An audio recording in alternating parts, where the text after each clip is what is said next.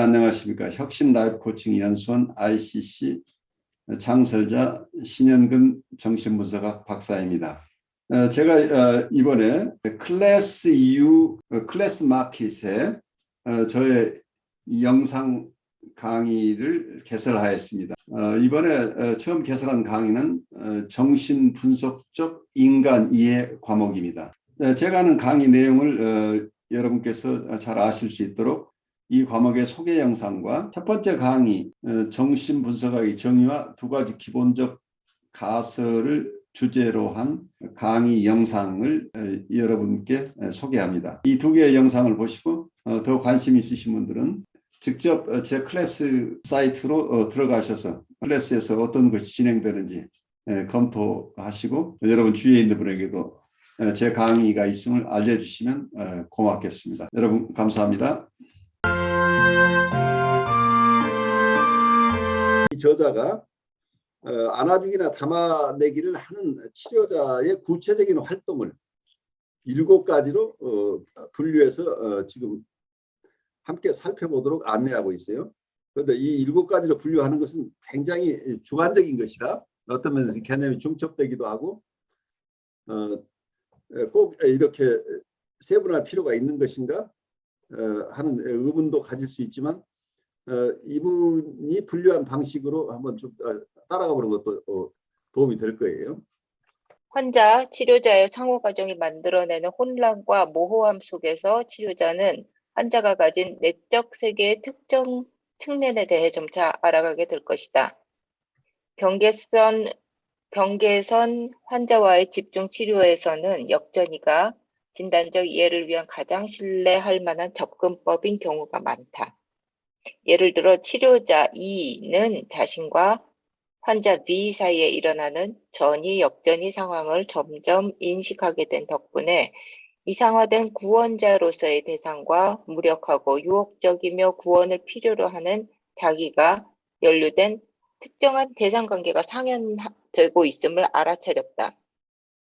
앞선 환자 W와 사회복지사 D의 사례에서는 복지사 D가 환자 W의 도발에 대한 자신의 충동적 대응을 돌이켜보는 능력을 통해 가학, 피학적인 내적 대상관계를 진단할 수 있었다. 이와 같은 전이 역전이 상현에 대한 치료자의 인지는 환자가 그러한 상현을 이해하고 그에 대한 해석을 건설적인 방식으로 활용하는 능력을 갖추게 되는 시점보다 상당히 앞서 이루어진다. 그렇기 때문에 치료자는 해석을 하고 싶은 욕구를 미뤄둔 채로 환자가 자신의 감정을 언어로 표현할 수 있게 되기 이전에 자신의 역전이를 체계적으로 들여다보아야 한다. 비오는 다음과 같은 견해를 제시했다. 정신분석가는 피분석자가 겪는 어려움이나 차이를 인지할 수 있게 될 때까지 충분히 참고 견뎌낼 수 있어야 한다. 정신분석가가 피분석자의 말을 해석할 수 있는 능력을 가지려면 피분석자의 말에 담긴 의미를 해석했다는 성급한 결론을 내리지 말고 그 말을 참고 견뎌낼 수 있는 상당한 역량을 갖추어야 한다. 이 부분 우리가 조금 머물러 보죠. 여기서 환자의 내적 대상관계에 대한 진단이라고 얘기를 했는데 원문에서는 이렇게 표현해요. Diagnosis of the patient's internal object relations. 그러니까 환자의 내적 대상관계를 우리가 잘 알 수 있게 된다는 얘기. 그 얘기는 다른 쪽에서 보면 이렇게 이해하면 돼요. 보통 우리가 여기서 얘기하고 있는 경계선적 환자들은 이분들의 내적 세계, 인터널 월드는 부분 대상과 그리고 자기 자신도 부분 셀프, 부분 자기, 부분 대상, 부분 자기로 구성되어 있다고 보여요. 그러니까 이 전체 대상으로서 전체 대상이나 전체 자기가 아니고 분열된 대상이나 분열된 자기를 가지고 살아내는 분들이지요.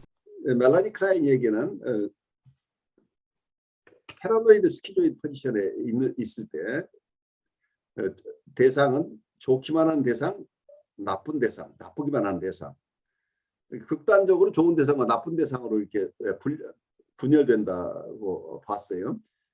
그런데 멜라니 클라인은 이게 태어나서 한 3개월쯤 되면은 그때부터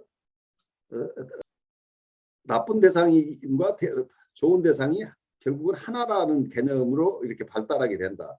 그래서 같은 대상이 나를 실망시키기도 하지만 나를 도와주는 분이다라는 것을 이해하게 된다고 해서 이걸 초기 발달에서 3개월에서 6개월 사이에 우울적 자리로 간다 이런 개념을 사용했는데 사실 이 발달 시기에 대한 것은 우리가 무시해야 돼요.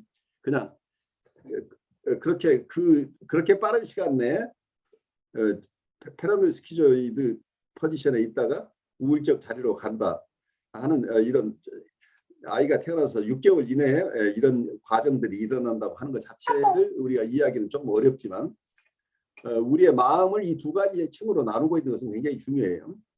우리 마음에 두 개의 지층이 있다고 보면 하나는 대상을 쪼개서 이해하는 것, 그리고 자기도 분열된 상태로서 자기를 이해하는 이런 그런 포지션이다. 이게 스테이지라고 하지 않고 발달 단계가 아니고 포지션이라고 한 이유는 그 영원히 그게 해결되는 게 아니고 어떤 면에서는 그러한 포지션에 있다가 다른 포지션에 옮겨가지만 또 다시 과거의 포지션으로 갈 수도 있다. 이제 이런 것 때문에 포지션이라고 봐야 되지 않겠냐 싶어요. 그래서 이렇게 분열된 내적 대상 관계를 가지고 있다고 한다면 여기서는 투사익 동일시하고 관련돼서 이해를 하시면 좋겠죠.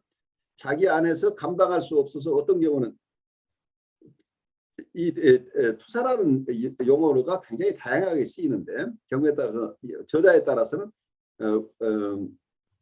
자기 안에 있는 베타 요소 혹은 에펙트 그러니까 정동 원시적인 정서 자기가 잘 이해하지 못하는 원시적인 정서나 이걸 정동이라고 에펙트라고 표현할 수 있는데 이걸 자기가 아직 심리적으로 소화되지 못한 감각 인상이라고 센스 임프레션을 비원을 이걸 베타 요소라고 이름을 붙였어요. 이게 소화되지 않은 어떤 것들 자기한테 있는 고통스러움, 불편함 이런 것들이 투사익 동의시를 통해서 상담자에게 주어지는데 아이는 자라는 과정에서는 자기가 소화할 수 없어서 이 소화할 수 없는 것들을 엄마에게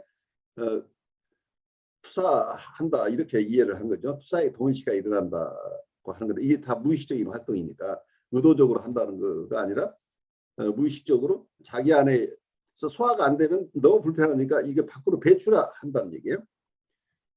그 이베케이션 한다는 거죠. 자기 안에서 비워내는 거. 말하자면 우리의 소화기 우리 안에 담아내기가 굉장히 어려운 것은 그냥 밖으로 배출해내야 우리가 시원해지는 것하고 똑같다는 얘기죠. 불편함을 배출하는 방식이 이런 배출적인 방식이 투사의 동의시로 나타나. 성숙한 사람들에게는 이게 불편함을 그냥 배출하는 방식은 많은 경우에 패달라지컬한 과정을 아니면 미발달한 단계에서 발달로 가는 과정에서 일어나는데 경우에 따라서는 그냥 이게 건강한 사람들에게도 투사적 동의시가 커뮤니케이션 펑션으로 일어나기도 해요. 내 마음을 좀 알아줬으면 하는 거가 상대방에게 자기 마음을 우리에게 투사하는 것 자체가 꼭 불편해서라기보다는 정말 나 좀 알아줬으면 하는 이러한 의사소통적인 기능으로 투사적 동의시가 사용되기도 하는데 대부분의 경우는 병리적인 경우 혹은 미발달한 단계에서 일어나는 것은 자기가 견딜 수 없어서 방출하고 배출하는 이베큐에이션하는 방식으로 이베큐어티브 프로젝티브 아이덴티피케이션이죠. 하나는 커뮤니커티브 프로젝티브 아이덴티피케이션 그러니까 의사소통적 프로젝티브 아이덴티피케이션을 너무 힘드니까 한국 우리 제자들은 이렇게 해서 많이 써요. PI라고 그래요. PI라는 용어를 가지고 우리가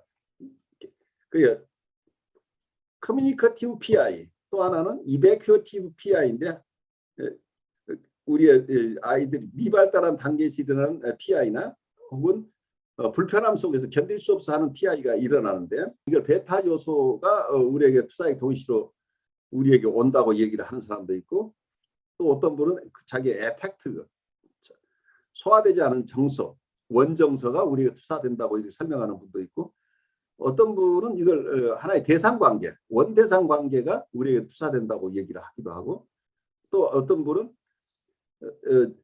자기의 셀프 부분 셀프를 우리에게 투사한다고 얘기를 하기도 하고 어떤 분은 부분 경우에 따른 부분 대상을 우리에게 투사한다고 얘기를 하기도 해요. 그래서 설명하는 방식이 각각 달라요. 침해하는 과거의 엄마의 정서를 역할을 자기가 가지고 우리에게는 거기서 야단 맞는 아이의 정서를 우리에게 주기도 하죠. 그러면 꼼짝 못하고 야단 맞아야 되는 지배받고 있는 굴종적인 자기를 투사한다고 얘기를 하고 또 어떤 분이 이걸 표현할 때 그때 이런 힘센 대상과 힘약한 자기하고 관계를 우리 내부에 투사한다고 어떤 분은 설명할 수 있겠죠. 또 어떤 분은 이때 그렇게 꼼짝 못하는 자기가 느꼈던 정서가 우리에게 투사된다고 얘기를 할 수도 있겠죠. 그래서 이것저것 이름을 붙이기 어려우니까 이런 경우에 비오는 그냥 이걸 베타 요소라고 하자. 베타 요소라고 얘기하면서 심리적인 프로세싱이 될 수 있는 어떤 요소로 바뀌는 것을 알파 펑션이라고 얘기를 했어요. 알파 펑션을 통해서 소화하고 분류하고 소화해내서 그 속에 있는 해도 그 속에 있는 해로운 것들을 다 소화에 걸러내서 내담자가 가져가서도 괜찮을 만한 정서로 바꾸어서 되돌려주는 이런 과정들을 비오는 설명을 하면서 심리적으로 심리적인 재료로 쓸 수 있는 이런 요소를 알파 요소라고 하고 그 전에는 소화되지 않고 있는 원래 감각 인상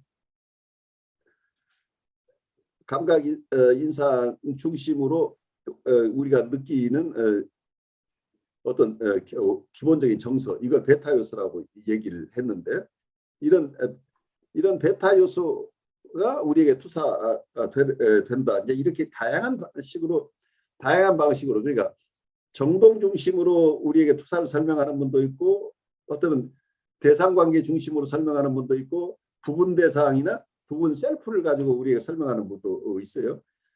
그런데 그래서 내적 대상관계를 잘 진단할 수 있다는 것. 이 사람의 내적 세계를 이 내적 속에서는 어떤 대상관계가 일어나고 있는 자기 안에서 일어나고 있는 대상관계예요.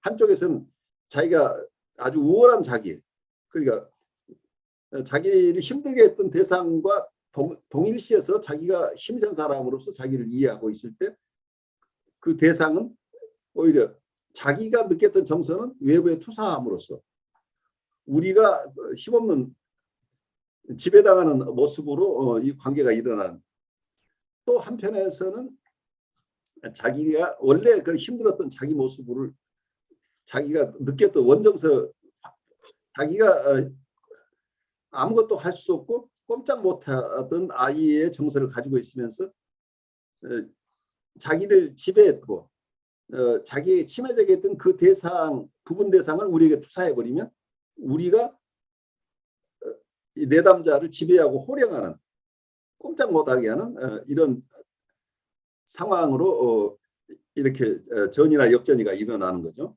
이 전이 역전의 관계가 어쩌면 이 사람 안에 있는 내적 대상 관계가 외현화된 거다. 이렇게 인터퍼스널한 관계로 이렇게 일어난 건데 이게 쉽지가 않은 게 원래 이 투사익 동일시 개념은 멜라니 클라인이 얘기하는 투사익 동일시는 자기 심리 내적인 인트로사이킥한 작용을 얘기를 했어요. 어떤 면에서는 이게 판타시란 이걸 판타시로 이해했던 거죠. 멜라니 클라인이 얘기했던 투사익 동일시는 자기의 일부를 대상에게 투사한다고 할 때 이건 어떤 내적 대상의 얘기이기도 하고 이게 판타지니까 실제 외부 대상에게 투사한다기보다 그런 환상이라고 하는 거죠. 그러니까 실제 외부 대상하고 관계가 되는 게 아니란 얘기예요. 그래서 이런 얘기를 어느 분이 하는데 멜라니 클라인의 임상 감독을 받으러 온 분에게 임상 감독으로 온 분이 내담자가 투사의 동의시가 너무 강해가지고 제가 죽을 지경이에요 라고 얘기를 해요. 그게 당신 안의 문제지 그게 왜 투사의 동의시냐 라는 얘기를 했다고 그래요. 멜라니 클라인이. 그러니까 이 투사의 동의시는 그 사람 심리 내적으로 일어나는 거지 직접 외부 대상하고 관련되는 게 아니라고 이렇게 멜라니 클라인을 봤다는 그냥 판타지라고 봤다는 얘기예요. 그래서 이런 멜라니 클라인이 얘기하는 투사의 동의시도 있다고 하는 걸 여러분이 이해하는 게 좋을 것 같아요. 실제 판타지로서의 투사의 동의시도 있어요. 심리 내적으로. 그런데 비온이 봤던 것은 비온이 여기서 이 저자가 비온 얘기를 계속하니까 비온의 얘기를 해야 되는데 비온은 이 투사의 동의시를 인터퍼스널한 관계로 이해를 했어요. 단순하게 심리 내적인 것이 아니라 심리 내적인 환상이 아니라 외부 대상에게 직접 영향을 미친다고 봤다는 얘기예요. 그래서 이걸 알파 요소, 베타 요소라는 이런 여러 가지 개념들이 요즘 얘기로 하면 인터서브젝트한 상호 주관적인 관계 속에서 일어나는 과거의 개념으로 보면 인터퍼스널한 상호 인터퍼스널을 우리가 뭐라고 얘기를 하죠? 아까 대인관계적인 측면에서 일어난다고 보는 거죠. 그래서 내 안에 있던 내적 대상을 외부에 투사한다고 하는 게 실제 일어나는 것처럼 보는 거죠. 그런데 이제 이런 현상을 어떻게 이해할 거냐인데 이 두 가지를 상충된다고 보기보다 이렇게 이해할 수도 있을 거예요. 우리가 대상이라고 할 때 항상 헷갈리는 게 대상관계 이론에서 대상은 두 가지가 있어요. 내적 대상도 있고 외적 대상도 있어요. 근데 이분들이 얘기하다 보면 어떨 때는 내적 대상 얘기, 어떨 때는 외적 대상을 얘기를 하는데 어려운 게 외적 대상을 또 인트로젝션을 하니까 외적 대상이 내적 대상화되고 또 내적 대상을 외부로 투사를 하니까 그러니까 투사와 내사가 순환되기 때문에 이 순환 논리 속에서 이 내적 대상과 외적 대상들을 잘 구별해내지 못하는 이런 상황 속에 우리가 빠지기도 해요. 그런데 이 비혼의 이런 개념을 우리가 이해하려고 본다면 비혼의 개념은 이제 타머스 옥덴이나 다른 분들에게서 굉장히 잘 이해되고 더 발전된 모습으로 사용되고 있어요. 임상 실제에서는 이 비혼의 개념들을 굉장히 많이 사용해요. 멜라니 클라인이 원래 개념보다는. 그래서 왜 그게 가능하냐면 처음에는 환상으로 시작을 했지만 대부분 이렇게 힘든 분들은 실제로 그 환상 속에서 느껴지는 대상이 실제로 그런 대상으로 행동하도록 만들어내는 측면인 대인관계에서 실제로 영향을 미친다는 게 실제로 단순한 환상의 단계를 떠나서 실제 자기가 이 사람의 마음을 지배하는 형식으로 대인관계를 하니까 그러니까 만약에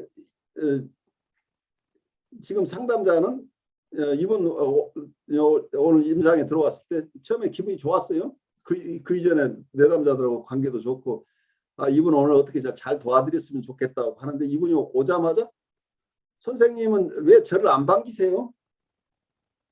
선생님 오늘 보니까 선생님 화가 굉장히 많이 났어요 라고 얘기를 하기 시작해요. 내담자가. 근데 이분은 자기가 화난 적이 없어요. 근데 그럼 오늘 화난 게 아니고 난 선생님 보니까 반가워요 라고 얘기를 하면 그냥 보통 뉴라티크 환자면 그러세요 하고 받아들이는데 이분은 무슨 얘기예요? 선생님 또 나한테 거짓말하는 거죠? 선생님 지금 저한테 아까 바라봤을 때 그 눈초리 뭐야? 지금 손짓하는 거 이게 다 지금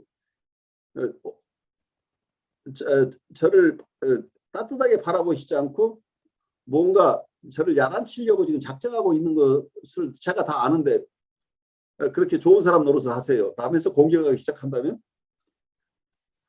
처음에는 이분을 설득하려고 하다가 어느 순간에 아무래도 이 벽창호고 내가 아무리 설명해도 내 말을 그대로 받아들이지 않는 내담자에 대해서 내가 공격성이 생기는 거죠. 얘 정말 안 되겠어 라고 하는 마음이 생겨나는 게 이 환상 속에 저 사람이 투사한 것, 이 사람이 내담자가 환상 속에 가지고 있는 그 모습으로 우리가 행동하게 된다는, 우리가 그런 정서를 실제로 가지게 되고 그 정서의 바탕으로 해서 경우에 따라 여기서 이 저자가 좋아하는 이넥트먼트 혹은 액팅아웃이 일어날 가능성도 굉장히 높아지는 거죠. 정말 왜 그렇게 내가 이 얘기를 한다, 내 말을 알아듣지 않아요? 내가 좋은 마음을 가지고 있다는데 굳이 이렇게 나를 화나게 하는 게 왜 그러는 거예요? 라고 하면서 이분하고 논쟁을 하기 시작한다고 한다면, 이미 나는 이 대인관계적인 프로젝트 아이덴티케이션에 따라서 행동하고 있을 가능성이 있는 거죠. 그래서 이 판타시로 시작을 한다고 하지만 결국은 대인관계적인 영향을 미치는 실제 압력으로, 그러니까 말하자면 내 마음이 다른 사람의 마음에 의해 점령당하니까 이게 식민지화 현상이 일어나는 거예요. 내 마음이 내 마음이 아니고 저 사람이 나한테 강요한 마음을 내가 갖고 지금 그 마음으로 내가 느끼고 생각하고 행동할 가능성이 굉장히 높아진다. 그래서 이제 여기에서 우리가 정말 어려운 것은 이런 내적 대상 관계, 이 사람 안에 이런 갈라진 마음들이 있고 내적 대상이 그렇게 가혹한 내적 대상하고 이 사람이 살아오면서 힘들었구나 하는 이런 진단적인 측면에서 이 역전위를 잘 우리가 사용할 수는 있는데, 이걸 잘 사용하지 못하면은 우리가 이넥트먼트나 어떤 역전위 저항이라는 형식으로 우리가 치료에 도움이 되지 않는 방향으로 계속 이렇게 우리가 반응할 가능성도 굉장히 높아요. 그러니까 이런 것을 잘 살펴서 심리 내적인 상황을 이해를 해서 거기에 적절하게 우리가 소화된 모습으로 이 사람에게 되돌려 줄 수 있다고 하면 이걸 대응이라고 이 저자가 표현을 했어. 이걸 대응이라고 리스판스를 하는 게 아니고 어떤 우리는 리액트를 할 가능성이, 그냥 반응을 할 가능성이 있죠. 이 자극을 우리가 못 견뎌서 그냥 바로 행동해 버린다면 우리가 어떤 리액션이 일어나는 거죠. 그런데 이분들을 돌보려면 이게 바로 리액션을 하지 말고 우리가 이걸 컨테인하면서 담아내서 그 소화된 정서나 생각을 가지고 이분을 대해야 된다는 거죠. 근데 그런 점에서 이 내적 대상 관계를 우리가 진단하는데, 내적 대상 관계에 대한 진단에 굉장히 도움이 된다고 하는 것은, 이건 훈련된 상담자일 경우에 가능해요. 그런데 훈련되지 않은 상담자는 이런 통찰을 가지지 않기 때문에 내담자와 싸우거나 아니면 내담자의 비위를 맞추다가 지쳐서 결국은 내담자와 관계를 절연하는 이런 상황으로 갈 수 있는 거죠. 제 얘기 들으면서 여러분 생각나는 거 잠깐 나누고 그 다음으로 가죠. 그 보통 이제 상담에 오는 그 내담자들이 어떻게 보면은 본인이 그 꼭 그 말은 안 쓰지만 상당히 어떤 무의식적 정서에 민감한 편이잖아요. 굉장히 민감하죠. 예, 그러니까 상담자가 그 만약에 내담자가 와가지고 선생님 날 왜 이렇게 미워하세요라고 말했을 때 난 안 미워하는데요 이렇게 하지 말고 그 내담자가 가지고 있는 어떤 무의식적 감각에 대해서 존중한다면은 난 못 느꼈는데 그걸 느끼시네요 이렇게 접근해 와도 되지 않을까요? 그것도 아주 좋은 방법이죠. 그러니까 제일 어려운 게 이분들의 에펙트라고 얘기. 그러니까 원초적인 정서. 그러니까 어떤 원초적인 정서는 우리가 플레저하고 페인이죠. 어떤 그 쾌락적인 것과 고통. 그 이분들 원초적인 것은 쾌락을 추구하고 페인을 피하고 싶은데 이분이 선생님이 나를 미워한다고 하는 것은 이 사람한테 지금 페인이 있다는 얘기잖아요. 고통스러움이 있잖아요. 근데 이분은 고통스럽게 느끼는데 그 고통을 벗어나서 즐거움을 느끼라고 해버리면 안 된다는 얘기예요. 그다음 이분이 느끼는 것을 존중해야지. 그 상태를 벗어나서 다른 정서로 바꾸려고 하는 노력을 하게 되면 이분들은 굉장히 심해적으로 느낀다. 그러니까 지금처럼 저는 못 느꼈는데 선생님 그렇게 느끼셨나 보네요라고 한다면 굉장히 중립적이죠. 그러니까 선생님의 정서를 제가 존중합니다. 라고 해서 이분이 그 얘기를 더 할 수 있도록 도와준다는 얘기 말하자면. 그런데 저는 그런 선생님 미워한 적이 없어요 라고 딱 하는 순간에 이분은 자기가 무시당한다는, 자기가 공격받는다는 상황으로 이렇게 느끼는 거죠. 그래서 이게 그냥 리액션을 하지 말고 리스판딩 하라고 하는 게 이제 이런 거죠. 리액팅 하게 되면 그냥 이 자극에 대해서 내가 바로 그 반작용이 일어나 버린 이런 형식이 아니고 내가 저분이 왜 이런 얘기를 할까. 그래 그 말은 그렇게 하는데 제일 어려운 게 이분들 우리는 정신분석을 톡 테라피라고 배웠는데 톡 테라피라는 말은 뉴라티କ 환자까지는 톡 테라피인데 보더라인 환자는 톡 테라피가 아니에요. 정서의 커뮤니케이션만이 가능하다. 기본적으로는. 그래서 프로젝티브 아이덴티피케이션에 의해서 테라피가 일어난다고 봐야 돼요. 그 PI에 의한 치료라고 봐야 된다. 말하자면. PI를 잘 존중하고 그 PI를 우리가 이해하면서 그 속에서 내담자를 돌봐가는 과정이니까. 이 과정이 정서적인 커뮤니케이션 중심으로 일어나야만 이분들 도울 수 있는데 이걸 톡 테라피 쪽으로 가게 되면 이렇게 얘기할 수 있어요. 이분들이 가지고 있는 커뮤니케이션 방식은 이모셔널 커뮤니케이션까지만 가능해요. 커뮤니케이션 채널이. 그런데 우리는 톡 테라피로서 상징적인 언어 체계에 익숙해 있어요. 그래 상징적인 언어 체계를 통해서 나하고 커뮤니케이션 하자고 내가 우기는 거예요. 그 얘기 자꾸 이번에 그냥 정서를 우리가 담는 것보다는 자꾸 논리적으로 얘기를 하고 이걸 왜 그렇게 느끼세요? 자꾸 이렇게 하게 되면 이번에 자유현상을 하도록 자꾸 우리가 강요하거나 이제 이런 상황이 된다고 한다면 이분 입장에서는 자기가 동원할 수 있는 커뮤니케이션 채널은 이 자기 무의식에 활용되고 있는 프로젝티브 아이덴티티만 없다는 얘기예요.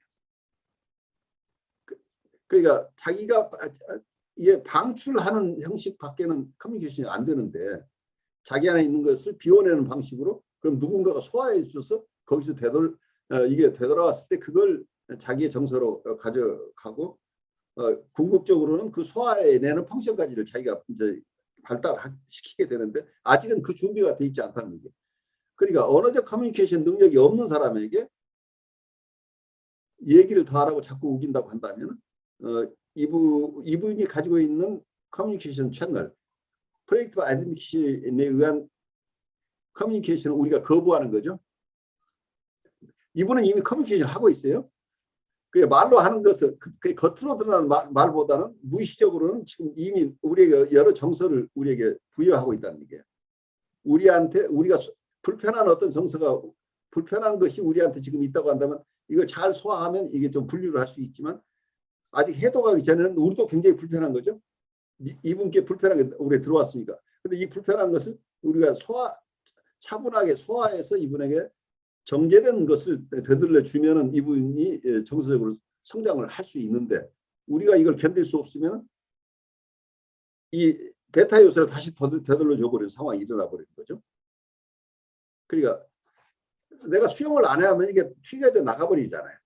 그럼 저 사람은 내담자는 이것을 프로세스할 수 있는 마음의 기구가 없는 상태에서 이게 되돌려 받으니까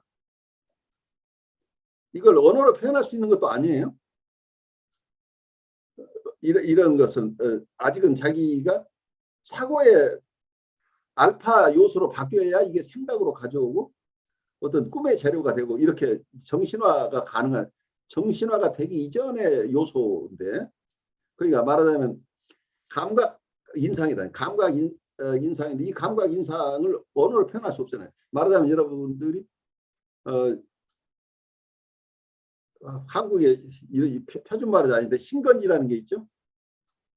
신건지라는 거, 싱거운 김치를 신건지라고 내가 살던 고향에서는 그런 김치가 있어 신건지. 근데 그 싱겁다는 신건지를 먹어본 사람만이 뭐가 싱거운 건지를 알아요. 근데 그걸 신건지 얘기를 자꾸 해도 저 사람은 이걸 알아들을 수가 없잖아요. 표상을 통해서 전달할 수 없는 영역이라는 거예요. 언어가 발달되기 이전은 프리버벌한 세계 속에서 일어난 어떤 체험들이니까 이 원체험을 이게 언어의 세계까지 가기 위해서는 일단 알파 요소로 바꾸는 과정이 필요하다는 얘기죠. 그래서 많은 경우에 엄마들이 아이에게 어린 시절에 이거 짠 거야, 이게 신 거야, 매운 거야라고 가르쳐 주잖아요. 그래서 이 원체험들, 뭔지 모르는 이 원체험들을 엄마가 언어화해서 이 원체험과 베타 요소를 알파 요소로 바꿔주면서 거기에 어떤 심볼릭한 랭귀지까지 연결시켜주는 작업들이 일어나고 있는 거죠. 그런데 어린아이에게 너 신건지 맛이 뭔지 얘기해봐라고 얘기해서 이게 될 일이 아니죠. 여러분 안녕하십니까. 혁신 라이프 코칭 연수원 ICC 창설자 신현근 정신분석학 박사입니다. 제가 이번에 클래스 EU 클래스 마켓에 저의 영상 강의를 개설하였습니다. 이번에 처음 개설한 강의는 정신분석적 인간 이해 과목입니다. 제가 하는 강의 내용을 여러분께서 잘 아실 수 있도록 이 과목의 소개 영상과 첫 번째 강의 정신분석학의 정의와 두 가지 기본적 가설을 주제로 한 강의 영상을 여러분께 소개합니다. 이 두 개의 영상을 보시고 더 관심 있으신 분들은 직접 제 클래스 사이트로 들어가셔서 클래스에서 어떤 것이 진행되는지 검토하시고 여러분 주위에 있는 분에게도 제 강의가 있음을 알려주시면 고맙겠습니다. 여러분 감사합니다.